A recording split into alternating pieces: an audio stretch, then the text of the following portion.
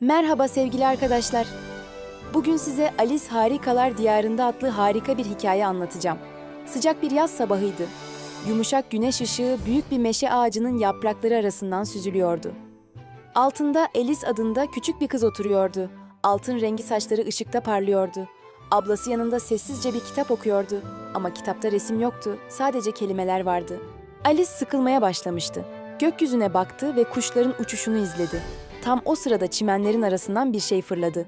Beyaz bir tavşan, eski moda bir palto giyiyordu ve elinde altın bir cep saati vardı. Çok aceleci görünüyordu. Alice'in gözleri büyüdü. Bu sıradan bir tavşan değildi. Dik duruyordu, giysileri vardı ve acelesi varmış gibi görünüyordu. Tavşan ağacın altındaki bir deliğe atladı. Alice hiç düşünmeden onun peşinden atladı ve aniden düşmeye başladı. Uzun bir süre düşmüş.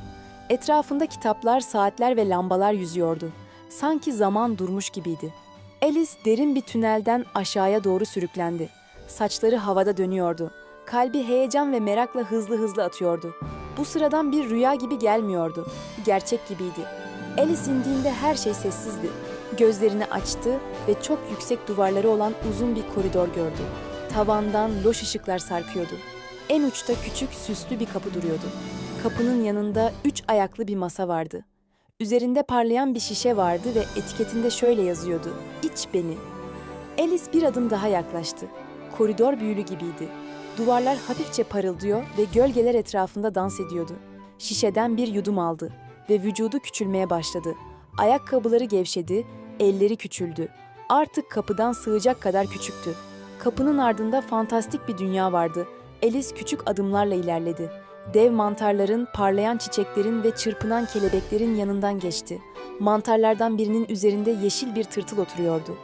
Alice mantardan bir parça kopardı ve bir ısırık aldı. Vücudu yeniden büyümeye başladı. Boyu uzadıkça etrafındaki dünya değişiyor gibiydi. Ağaçlar daha küçük görünüyordu ve gökyüzü daha yakın hissettiriyordu. Bir ağaç dalında oturan sırıtan bir kedi görene kadar yürümeye devam etti. Kedi sessizce bir patikayı işaret etti. Alice onu takip etti. Sonunda tuhaf karakterlerle çevrili uzun bir masa buldu. Masa çay fincanları, kekler ve saatlerle doluydu. Alice sessizce oturdu. Çayını yudumlarken etrafındaki aptal, harika dünyayı izledi. Her şey tuhaftı ama bir şekilde eğlenceli hissettiriyordu.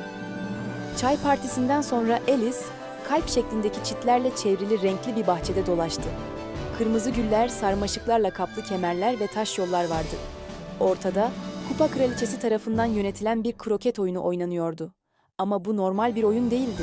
Kirpiler top, flamingolar ise tokmak olarak kullanıldı. Bahçe kart şeklindeki askerlerle doluydu. Kraliçenin emirlerine uyarak sessizce hareket ediyorlardı. Alice de oyuna katıldı. Flamingoyu dikkatle tuttu ve kirpiyi hedefe doğru yöneltti. Her dönüşte kraliçe daha da sinirleniyordu. Yüzü hayal kırıklığıyla kızardı. Ama Alice sakin kaldı.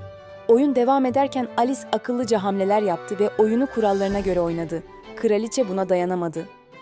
"Yakalayın onu!" diye bağırdı kraliçe. Gerginlik bahçeyi doldurdu. Tam o sırada Alice omzuna hafifçe vurulduğunu hissetti. Gözlerini açtı. Kız kardeşi yanında duruyordu. Sabah olmuştu. Güneş ışığı odayı dolduruyordu. Alice ablasına gördüğü rüyayı anlatmaya başladı. Sonra gülümsedi ve içeri koştu, karnı gurulduyordu. Rüya sona ermişti ama hayal gücü hala uyanıktı. Ve bu da hikayenin sonu. Bu hikayeyi beğendiyseniz kanalıma abone olmayı ve beğen butonuna basmayı unutmayın.